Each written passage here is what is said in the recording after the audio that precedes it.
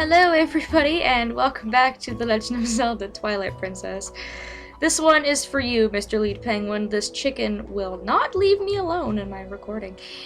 Anywho, we are back with more side questing. Last video we did lots of stuff in Hyrule Field. We got some golden bugs, some heart pieces, and I've now returned back to Kakariko because I want to go into Malomart and show you guys a little bit of a side quest that we'll be starting. Alright, so Malomart doesn't really have anything interesting in terms of supplies. It's got arrows, the shield, and the red potion. After you've pretty much cleaned out this place of the shield and the Hawkeye, it pretty much becomes useless. So time is money. If you're done shopping, then quit wasting both. I heard there's a lot of price gouging going on in the shops of Hyrule Castletown. People are pretty upset, I hear. I loathe people who take advantage of the poor, unwashed masses. Give to my Castletown shop fund so I can finance a shop there. Oh, I am afraid of how mature that baby is. Anyways, let's talk to this guy. He appears to be the guy to donate to. This anorexic Goron. I have heard from a reliable source that shops in Hyrule Castletown are gouging prices, crushing folks under the thumb of commerce. Well, fear not, Bretta, for Malomart has proposed a townspeople relief plan as an answer to the lamentations of the common man. Repair the broken bridge leading from East Castletown to the field in order to improve traffic, which is something that I mentioned in the last video. I showed you guys where that was. And then after that, we want to buy that Castletown shop and sell products to the town at reduced prices. You have heard me right, Bretta. Preach. Preach it, brother. There's a problem, however. The finances for the execution of this glorious plan are lacking. Please, Bretta, offer some financial support to aid in the purchase of Castletown shop for the benefit of the people. Alright, so we're going to go ahead and we are going to leave a little donation. They are 1,000 rupees short. So they're going to need 1,000 rupees.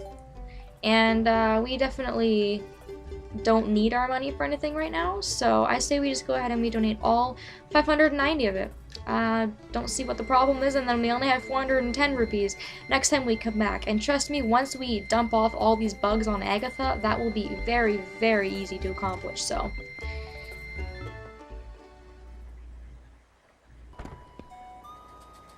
listening to all my rupees drain is a little bit disheartening, but it's alright.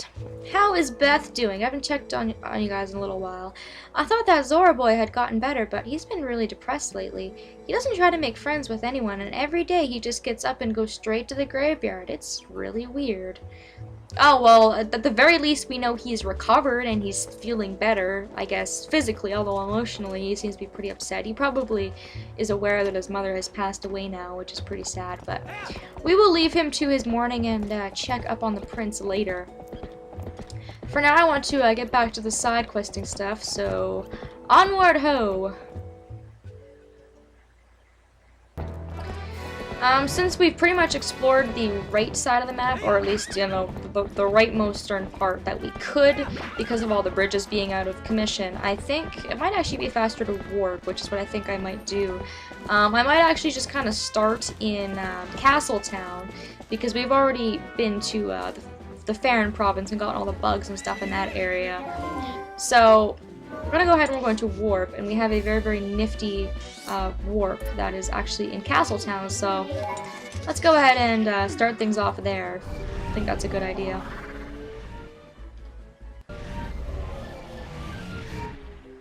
There's going to be a lot of transforming from Link to Wolf and Minna going into our butt and all that stuff.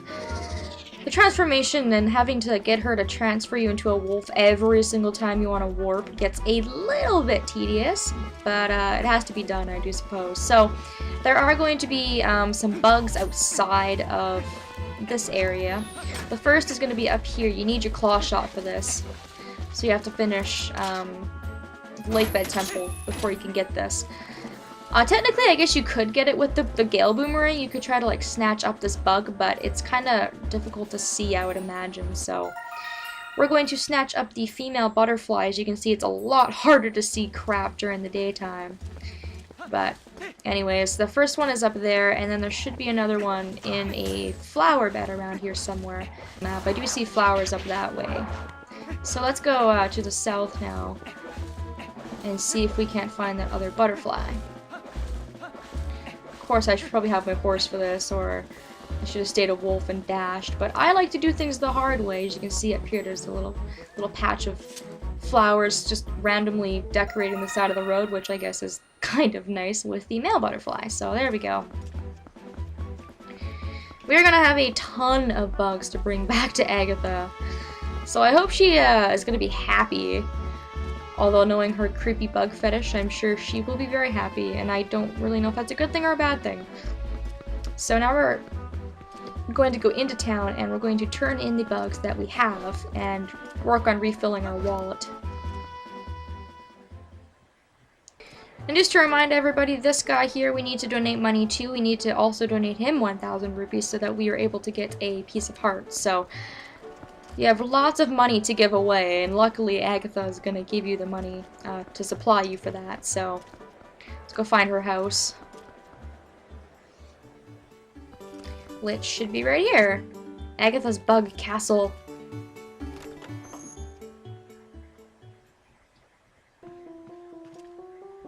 And is she here? Yes, she is. She can actually be found out in Hyrule Field during the daytime too, so. Have you brought a bug for Princess Agatha's ball? Oh, yes. Look at all the bugs we've got. Well, let's start by just turning in the ants. Here you go. Oh, boy, who's your friend? You're a little cute ant, aren't you, you little cutie? Little ant, I might mistake you for a grain and put you in my cereal. Oh, that's disgusting. Alright, so since we haven't returned a pair yet, I'll show you guys what happens if you return a pair of bugs. For one bug, of course, you get 50 rupees, which I've shown off. I did that as an example with the first bug I returned, but if we go ahead and we return a set of bugs, it should give us more money. Unfortunately, for each bug, she has the same set of dialogue, both female and male. She'll mistake it for a grain, blah blah blah. So that's not interesting, but oh yes, we have a pair! Don't those little bugs look happy? Allow me to share this happiness with you. And she will give you an orange rupee. So for each set of bugs that you return, you will get 150 rupees, which is insanity. And if you consider that you have 24 bugs to return to Agatha, that is a lot of cash. I'm not doing the math for that. One of you guys can do the math for that, I'm sure, but yeah. I don't know how she's so loaded, but ha. Who's your friend? You're a little butterfly, you little cutie. I want to be wrapped up in that powder, too. What the such a weird kid. And where are her parents? That's a good question. Ah, I have a theory. She, like, sicked a bunch of bugs on her parents, killed them, and she took all their inheritance money and built her castle. That sounds like something Agatha would do, I think, because she's absolutely crazy. So, I'm not going to show this off every single time. I'm mostly just doing this right now to get the dialogue for each bug that I return. So, for example, like I return a butterfly, and then I can tell you guys what she says when you return a butterfly, etc., etc. So, let's go ahead and turn the phasmid in. We won't be able to get its pair for a while, but we'll see what she says about this one. I want to tie your long antenna into bows. Oh. Man, this is just like one of these things where you should just keep your fetishes to yourself.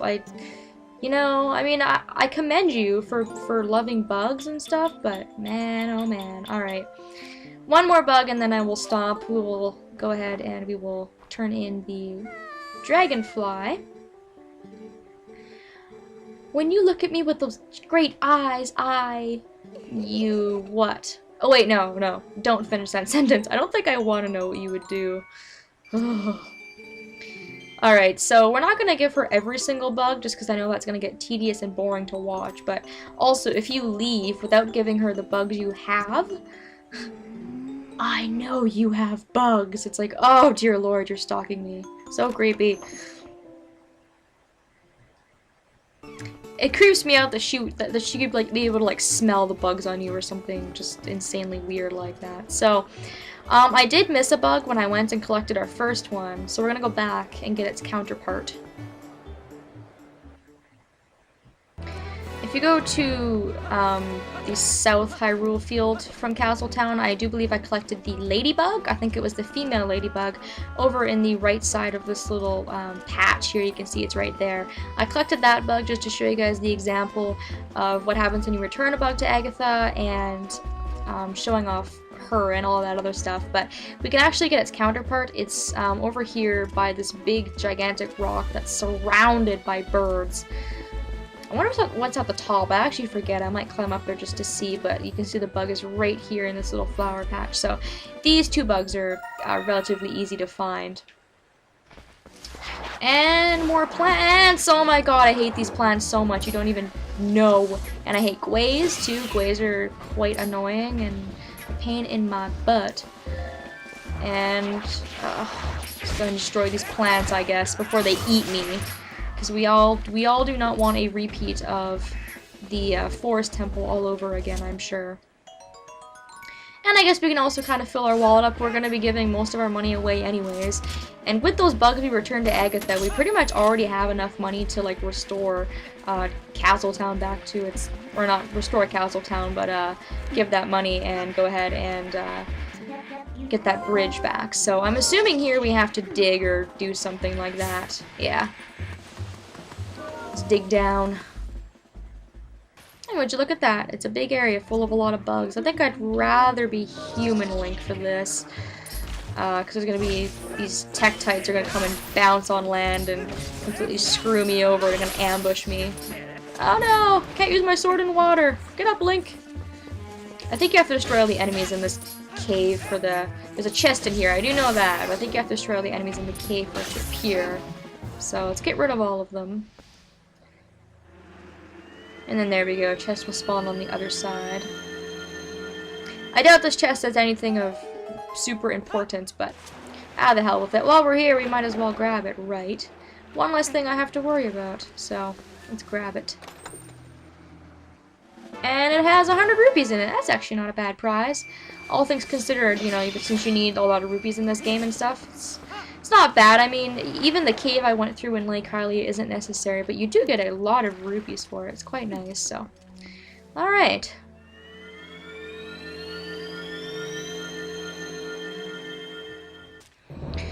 Alright, last thing I want to do before ending this video, because it's getting a little bit lengthy, is that there's actually a golden wolf in this area that we got from activating one of the howling stones, and it's going to be over on the left side of the wall.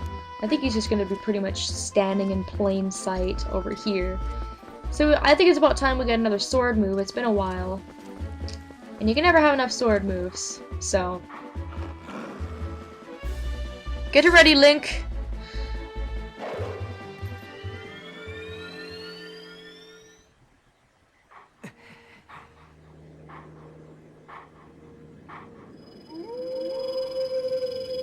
We meet again, warrior!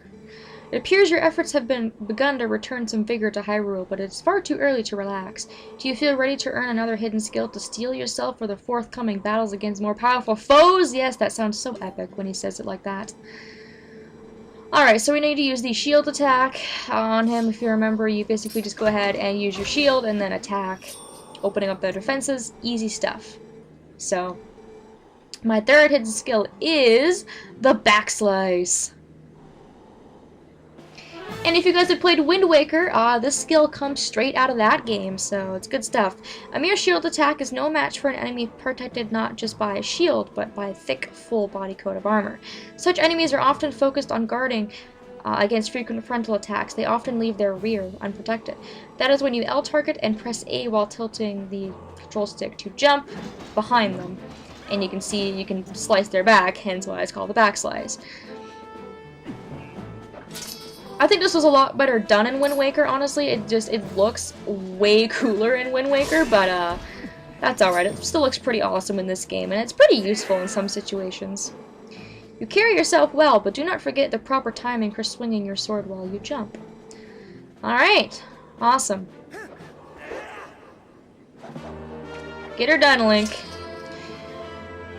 Sweet. Thank you. And we still have 4 more left, so we are about halfway there. Maybe we'll meet again. Alright. Alright everybody, so that pretty much wraps up this video. In between episodes, I will probably go and donate some money to that guy in Hyrule, Castletown, for the heart piece, because we need to empty out our wallet. I'll give some more bugs to Agatha, do all that off-screening stuff, and then I will meet you guys back here for more side questing stuff in the next episode. So, thanks for watching, and I hope that I will see you next time.